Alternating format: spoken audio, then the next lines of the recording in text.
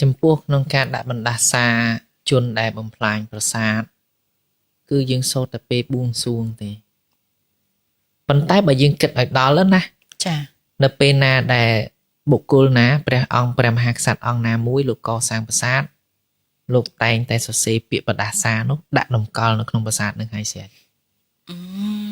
អ្នកលួចអ្នកបំផ្លាញគឺវិនិច្ឆ័យស្មើគ្នា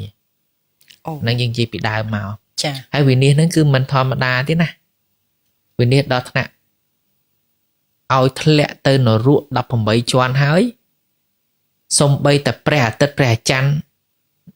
ដាក់រហូតទៅដល់ថា